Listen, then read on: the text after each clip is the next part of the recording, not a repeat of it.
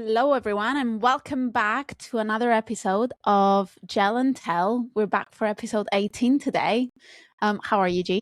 Woo! I'm really good. We're in the semi-finals, people. So today's a big day for England. So I'm good. I'm happy. I'm excited for the episode, to be honest. I think it's going to be a good one. How are you?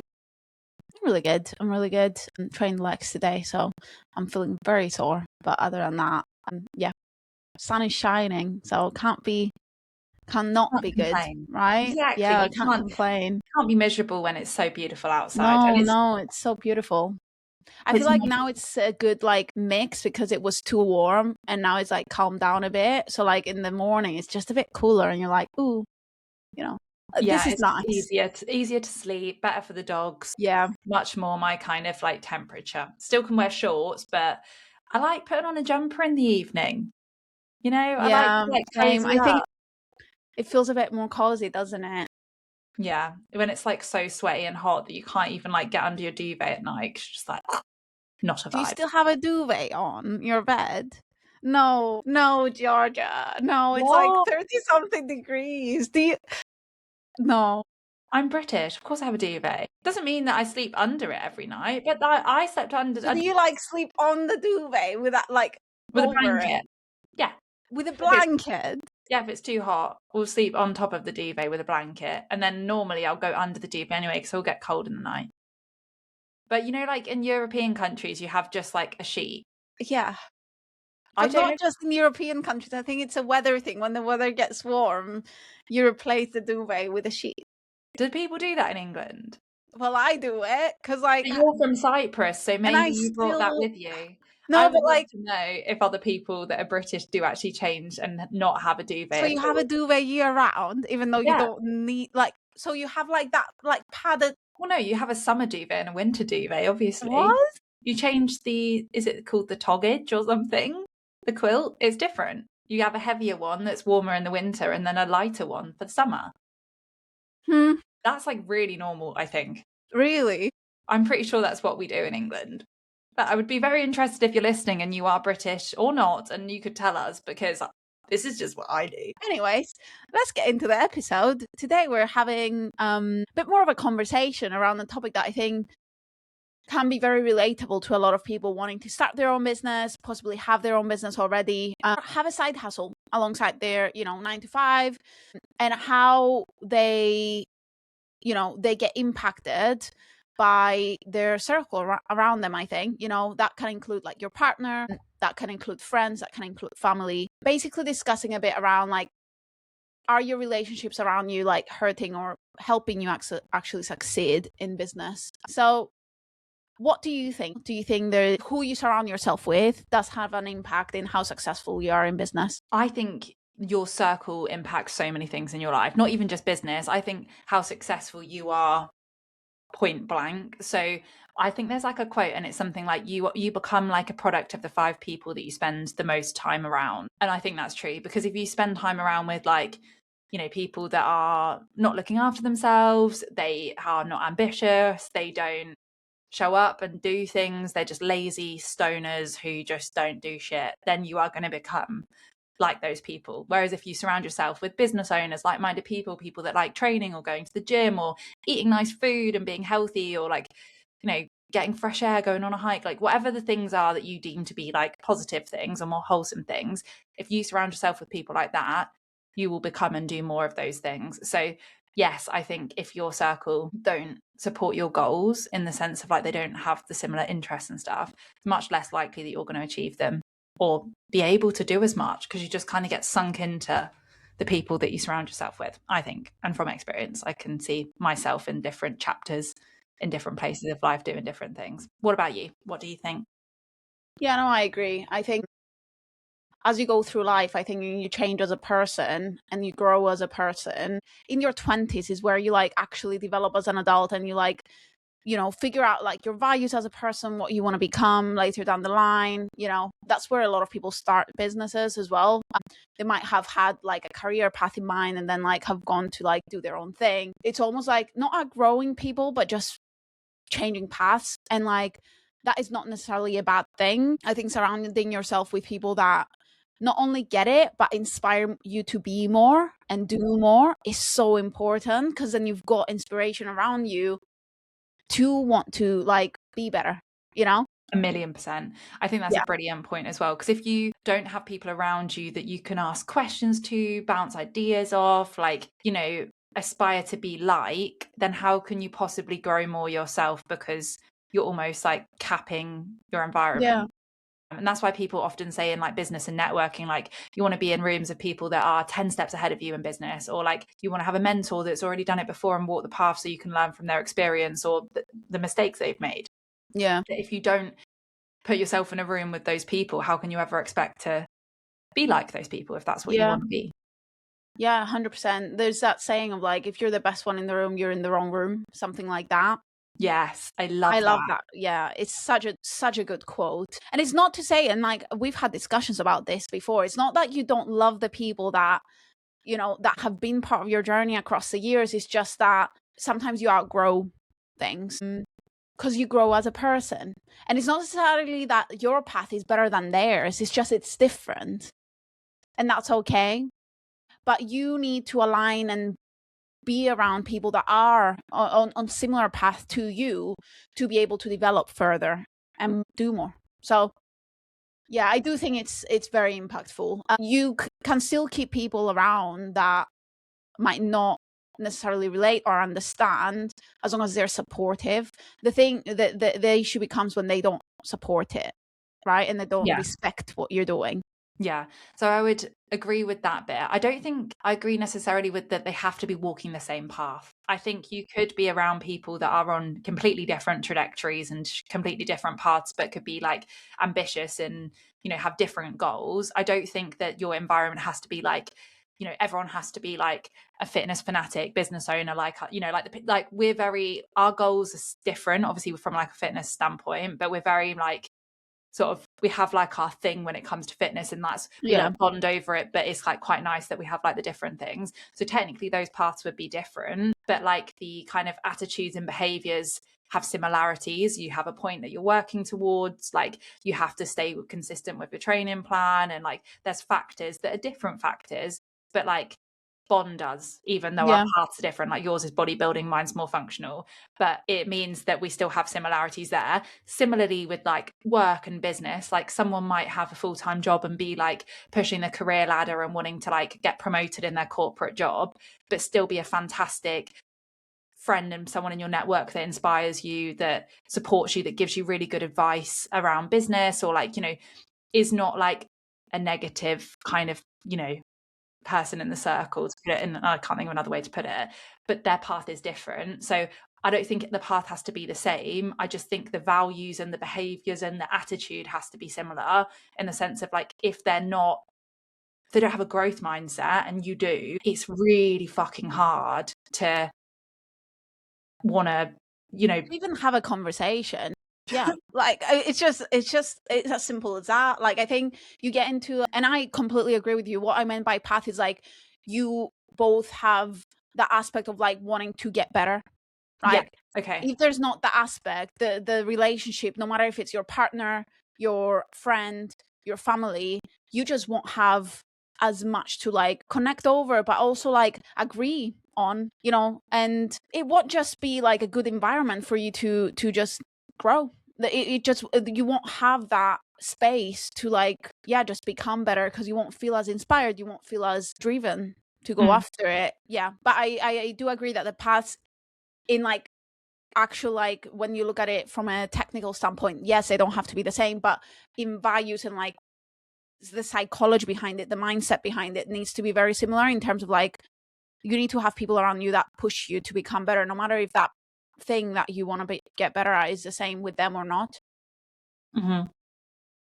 Absolutely. What do you think the signs are if someone is not doing that? What things have maybe you observed in yourself, or things that you've heard from like, I don't know, clients or other friends, that are like kind of like flags that maybe the people around you aren't showing up in the way that they could be supportive, or it could be actually negatively impacting like your business or your mindset? That's a great question. I think the more you strive to be better, the less tolerant you are when people make excuses about things. Okay. because you are so much in the mode of like being driven, want to do more. And when you surround yourself with people that are full of excuses, negative mindset, not really wanting to grow, almost like accepting life for what it is and just being like, oh, just stuff happens to me. I'm like, no, it doesn't. You work for the things you like. And that, I think, when you are in that mindset of like wanting to grow, you don't accept that as what it is. You just, and when you hear it from people, you're less tolerant to that. And it's not to be insensitive, because everyone goes through things. Life just happens. But like not wanting to better yourself, like you detect that from people and you're like, I don't know if I want to be surrounded by that environment necessarily. Yeah, my mum always says people are either radiators or drains. Drains suck the life out of you and take all the energy out of a room, and radiators bring energy, bring life, bring, you know, positive radiance to a space and actually like uplift you. And you want to be a radiator. Who wants to be a fucking drain? No one. And you don't want to surround yourself with drains, because then they just take everything from you but don't give anything back. Exactly. And I think that like there's definite people that are martyrs that will always make excuses, but they're not going to achieve the things that they could if they just did a bit of work on themselves and, you know, fixed their mindset. And I agree with you. Life happens and horrible stuff happens. And like, you know, you can use that as an excuse, or you can use it as motivation and fuel for making things better for you and making a difference. It doesn't mean it's easy. No, it's not easy. And if you need the time to absorb what happened and like whatever that might be and take a minute, that's fine.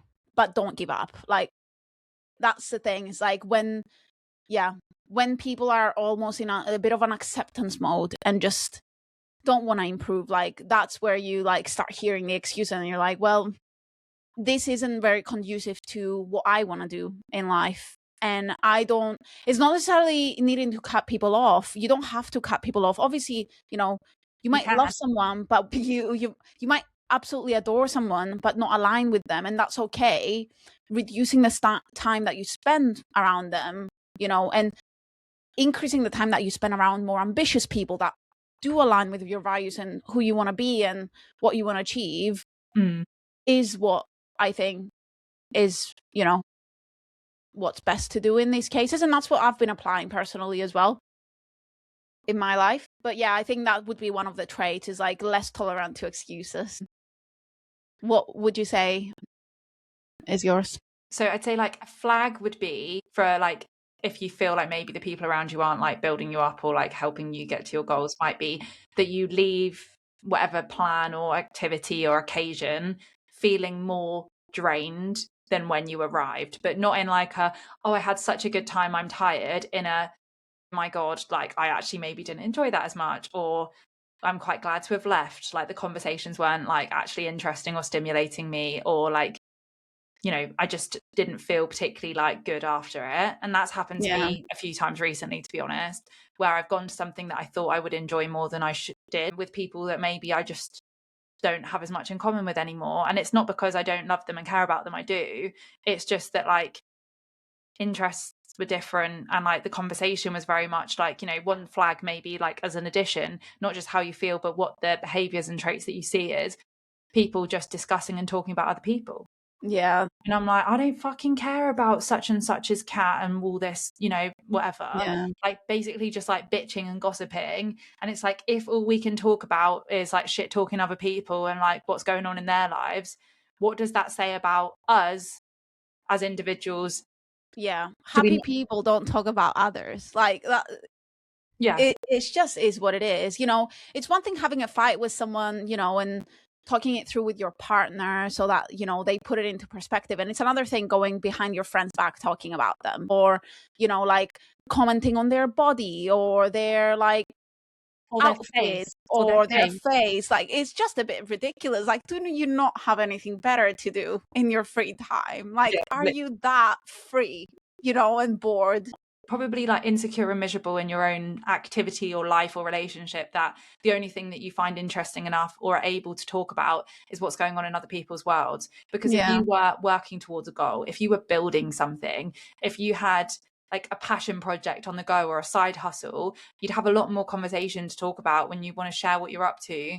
But Yeah. then when the people that you're around don't take any interest in that and all they want to talk about is who's getting fucking divorced, Yeah. it's like, oh my God, like am I like now like 40 in like EastEnders?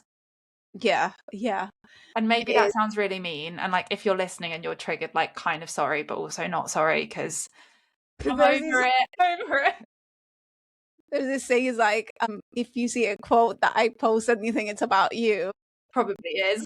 and it's like if the shoe fits, wear it, Cinderella, something like that. Like, but you know what? It is so true though. Like, you know, there's just so many like cool things to talk about, and like, yeah, I don't see why you would spend time talking about someone else's life when it doesn't have anything to do with you and what you're doing in your life. Yeah, unless it's like a positive, like, oh my God, have you seen like how amazing, like so cool that Nora's going to be stepping on stage and doing, you know, like those ones, like, yeah, let's empower other people and like celebrate what cool shit other people are doing. Like, no issue with that. It's just 100%. When it's like from like a negative place of like, I know, let's just sit here and tear another woman down.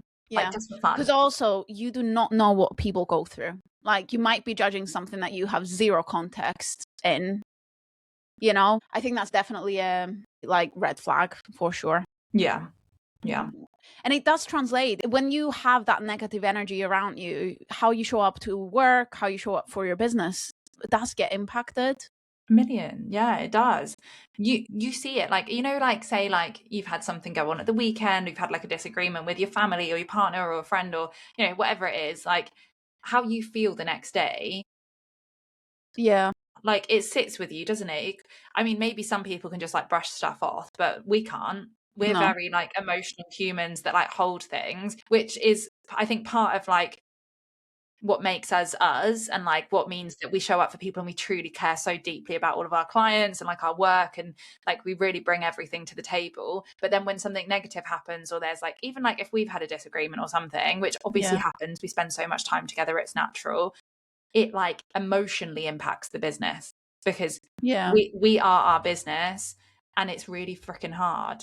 But what we don't do is let that negativity fester. We normally try and like work through it, but it doesn't mean that the relationships outside of just me and you, like our partners, our families, our friends or whatever, wouldn't also emotionally impact our business at times. Yeah 100%.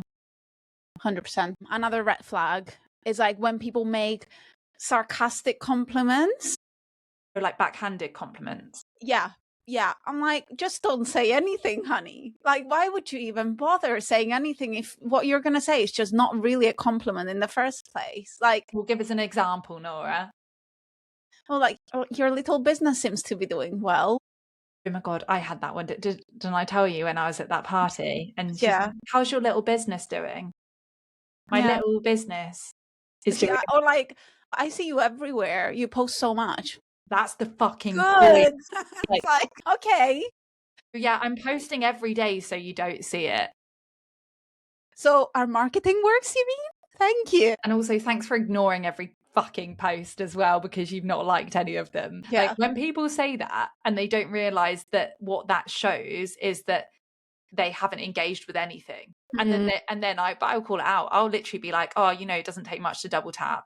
It's like, I'm not saying you have to buy from us, but if you're seeing my content and you're a friend of mine and you're not engaging with it, like check yourself, because you're not my friend if you are actively not engaging with it. I'm sorry. Like, yeah, it might not be important to you, but this is my like life and my business. So just press the screen twice. I do feel though, and I don't know if you agree, a lot of it is projection. A lot of people limit themselves in what they think they can do in their life. So because others are going for it. So like starting your own business is quite a scary thing. You know, we were scared starting our own business. It's not easy. Like there's a lot of like, you know, mindset work to do, I think, within yourself to go for it. Like, you know, and back yourself and just say, no matter what, I'll make it happen. Yeah. Obviously we've had each other. So I do think that's helped massively, but it's still very scary. And both of us have had up and downs during the process. And when we did have a full-time job, we were always like, oh, like, would be cool to have our own business. Like, but we would never bring someone else down who's doing it. But I do think we have had people that have given those backhanded compliments, because I do think that at some point they wish they had gone for it as well. And they the don't irony necessarily... is they still could. Like, Yeah. it's never too late. We've helped people in their 50s and their 60s launch and start businesses. You know, people changing careers and like going for it at like an older age when they've been in the army for 30 years. Like, you know, there's people that have done all sorts of stuff and made a career change and then launched a business. So I don't think it's ever too late, but that's a mindset barrier that you've told yourself at some point, it's too late, I can't do this. Oh, I've got kids now, so I couldn't possibly. Or, oh, well, I can't start now because I want to do X. Or like, oh, it's too late, I don't have this. Like, I've never done social media, so I can't. Well, we literally started a page from 0 in September and we've just hit 4,500 followers. Yeah. In less than what, like not even 9 months or something, which is pretty mad because we were stuck under 1,000 for about 6 months. So in the last, like, and that's not a flex, that's just a fact of like, we've shown up every day and we're sticking with it. And we had 0, we didn't have any clients, you know. So I think it's just like, you can start whenever, but it's what you tell yourself. And then if you're around negative people that are agreeing with that mindset and saying, oh yeah, well, you are a bit old, yeah, you probably shouldn't do it now, or yeah, you should wait till after you've had kids, or like probably not whilst you've got a family, or like, you're too young, you don't have the experience yet, but you've got a really good job, why would you want to leave that? You know, or you don't need to work, your husband's got loads of money, or whatever the fucking thing is. If people around you are giving you that narrative and you're telling it to yourself, you will never build anything, because you've literally put your own barriers in place. And there are no real life barriers that are stopping anyone from growing an online business now, because social media is free and all you need to do is be consistent, have a strategy and stick with it. Literally, that's the same as consistent. Be consistent, have a strategy and have a strong mindset. Yeah. If you've got those 3 things, you can build an online business and make money. 100%. I do think a lot of people put their own limitations in place and they project on others who are not. And I think, you know, it is the sad reality, and, you know, there's no one that can change that for them but themselves. But that doesn't mean that you have to be around them. Chop, chop, chop. Have Felicia. Have you ever cut someone off completely? Like actively said, I don't want to be your friend anymore? I think so, yeah. Have you? In the past, yeah, I have. Nice. If there are behaviors and traits that I don't like, I don't want to be around them. You know? Like I you know, like I think you've said it before, we are both quite emotional humans. Like, you know, if someone makes me feel like I'm too much, you know, like, oh, I'm sorry, I'm in touch with my own emotions, and like, you know, I can actually like communicate and, you know, say how I feel. You're out, I'm sorry. Like, if that's too much for you, not for me, you know, like, or makes me feel like my ambitions are too high. Again, like, not here for it. Yeah, I shouldn't shrink so that you feel comfortable. No. I'm not going to change myself for other people. Like, all about self-improvement, but I'm not changing myself to make others feel better about themselves.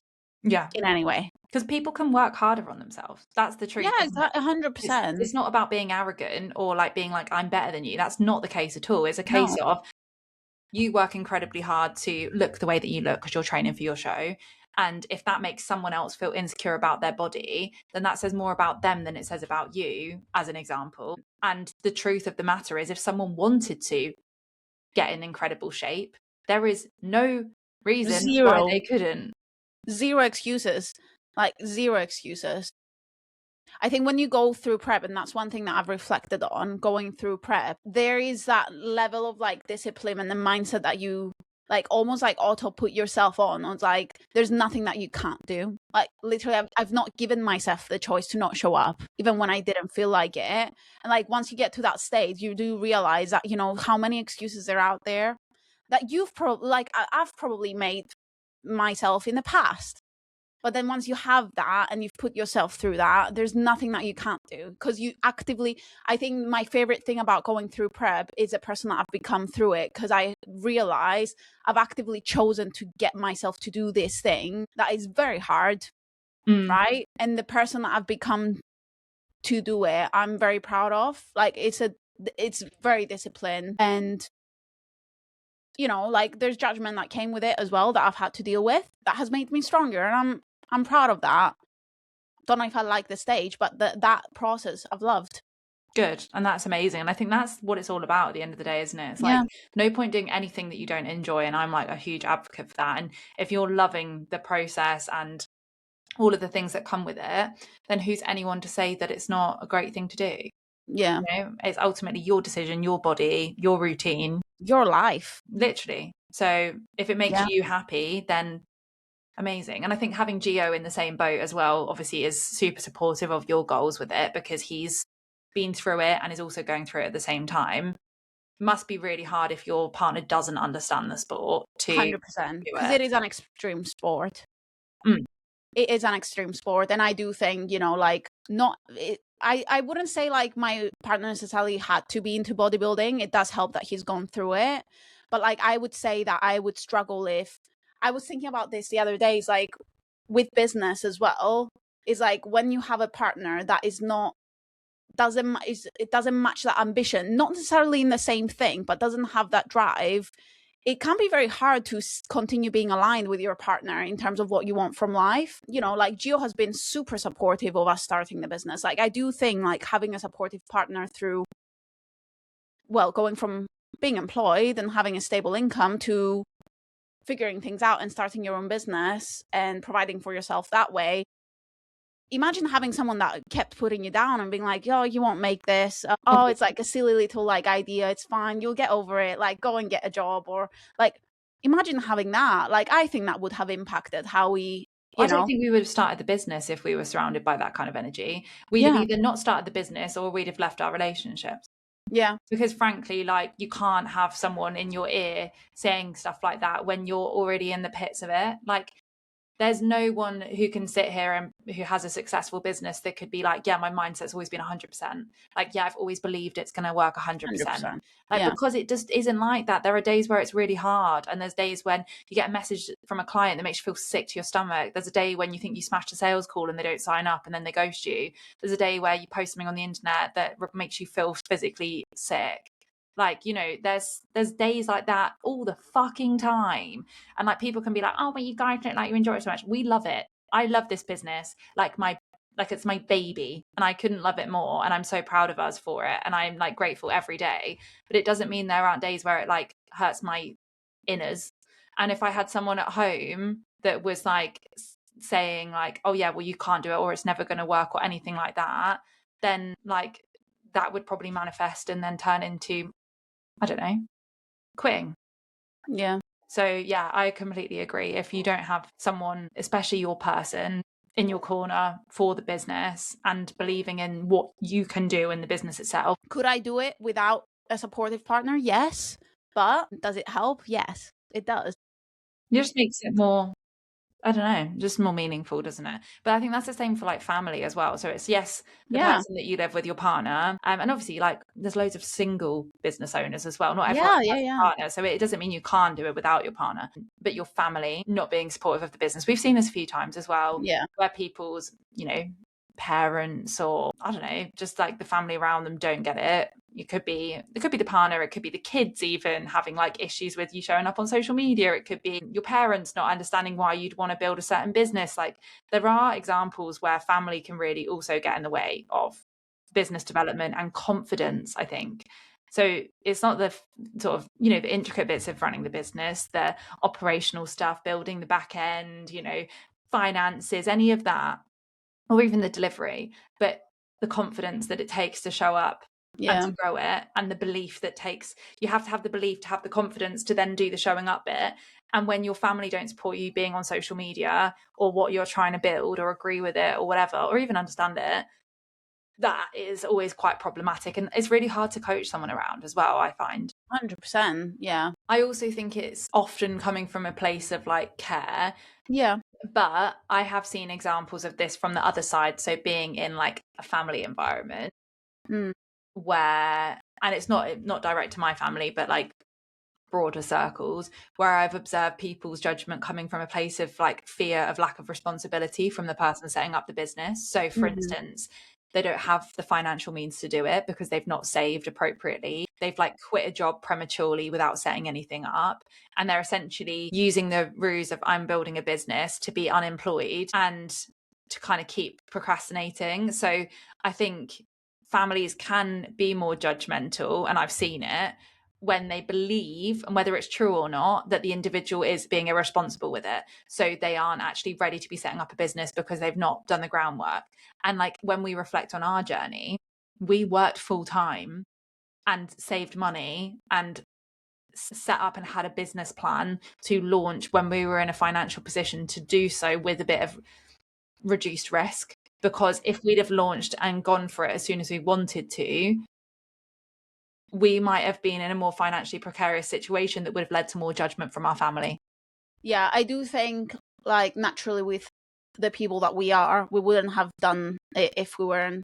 We're both quite, we like to calculate our risks, let's say. Yeah, right? we do. And that's not a bad thing. Like, we're responsible, I would say, in that sense. We didn't know what we were getting into when we set ourselves in a position where we can't do it.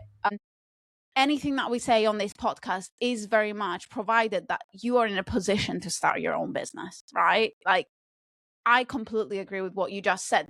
It's a completely different thing if people are just saying not negative things, but like things to be mindful of if you're not actually in a position to go for it. Like, that is just them caring, and that is just, I would say common sense.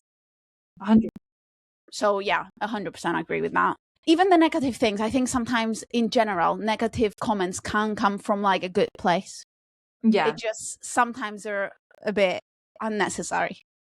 Yeah, it's hard, isn't it? Because when you do love and care about someone, you want to be honest with them. And if your opinion and view is that they are making a poor decision, or that their business is a shit idea, or whatever it is, and no one else has told them, but it's actually, you feel that to be true, then you shouldn't hold back just for people pleasing. Like if you were like, well, not you, I don't know, if I had a friend that was like, oh, I'm going to set up like a business and I'm just going to make, I don't know, something really shit, like these bracelets, and the bracelets were really ugly and they had no like unique selling point, and I'm quitting my job and I'm going to do it.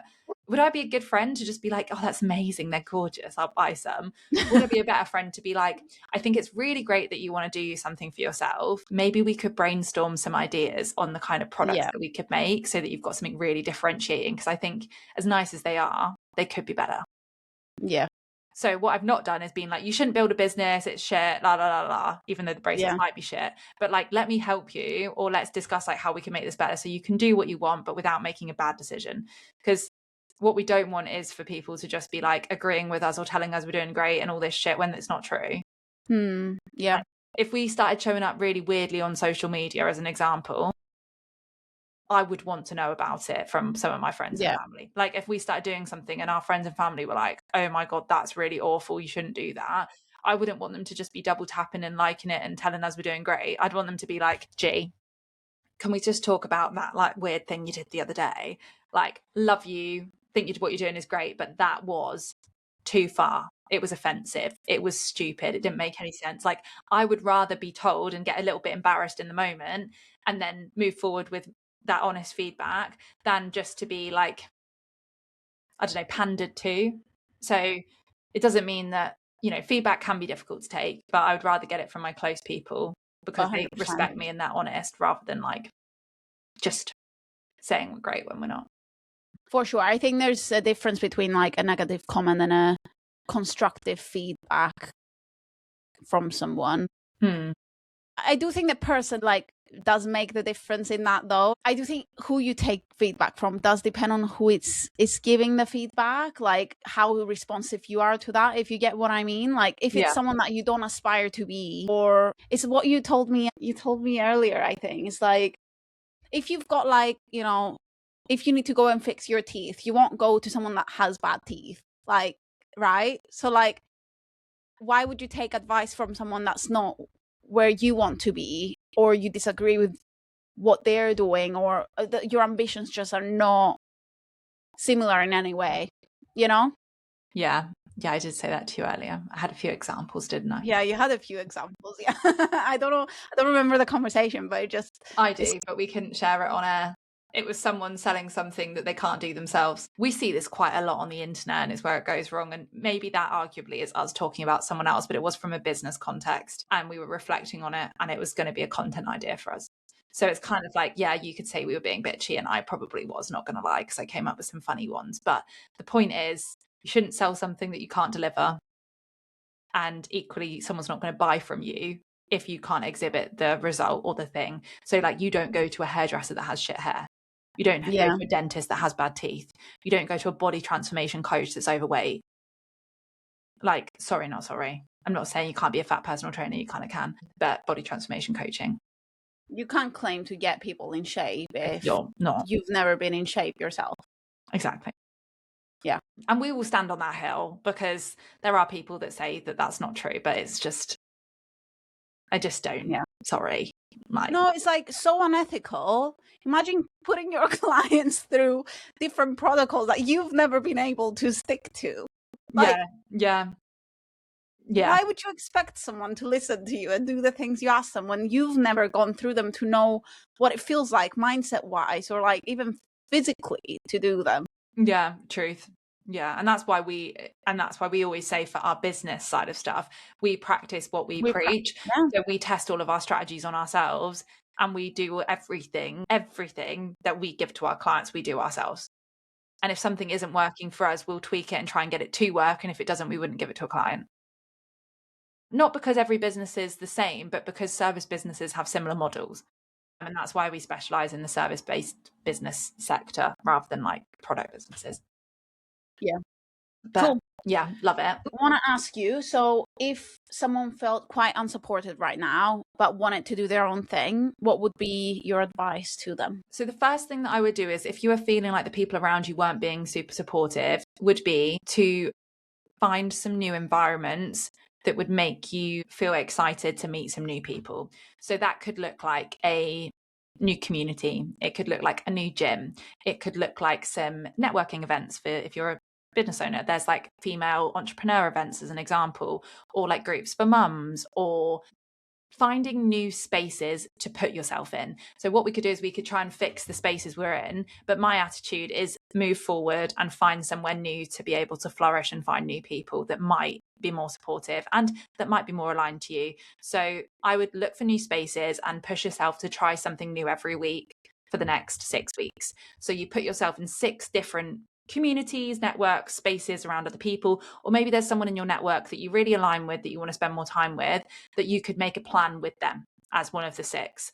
Put yourself in 6 different environments across 6 weeks and think about what did you enjoy, what did you not enjoy, and where do you want to spend more time, and then devote more energy and attention to becoming more integrated in that community or network, because you can meet and make new friends and surround yourself with more like-minded people, but you will not do that if you don't put yourself in those environments and places. So that would be what I would suggest. What would your advice be? I would say like focus on doing some self-development, whether that's going to the gym. I think, like that, the traits that you build working on yourself in any capacity help you in becoming more confident as a person, to not require others' validation to go for what you want, or starting to go on a run club with people, or I don't know, like joining a networking group in a business setting, if you live in a city, or whatever that might be, to surround yourself with people that are working towards themselves in any capacity, to then give you that confidence to meet new people that are more aligned to you. The other thing I would say, communicate with the people around you. One thing that we didn't touch on was, it's amazing having ambitions and having goals. What you shouldn't do is being considerate of other people around you, because sometimes, and I don't know about you, G, but like sometimes I have been in a position where I've been so driven that I have sacrificed being present for my family and being present for, friends, and because I was working long hours, or like working like long days, and like not necessarily being as present as I wanted to be. And like sometimes you need to just catch yourself and be like, ambition is great, but also these people around you really care about you. And unless you explain to them the why, you can't expect them to understand. Like, it really is that simple. Just because they don't do it doesn't mean they don't care about it and they won't sit down and listen and support you through it. Yeah, I agree. And equally, you've got to be there for them. So you can't expect people people to care about your goals if you don't ask them anything about themselves, spend time with them, make plans. Like, it's a two-way street, a relationship, whether that's a romantic one, a friendship, a family relationship. If you do not put time in with other people, irregardless of your paths and goals and ambitions or whatever, you got to put in what you get out, right? So same in goals, same in relationships. And I definitely do that. I'm terrible at making plans. I really am. My friends know it, and I'm tried to be better and try to be more intentional with like messaging people, but it's not my strong suit. And it's probably one of the reasons why, like, I have some fantastic friendships, but over the years, like, I'll have a friend for a few years and then they won't be my friend anymore. They're not my friend, but like, I just go through different phases with people. But it's not because I don't love them. It's just because I just get hyper focused on things.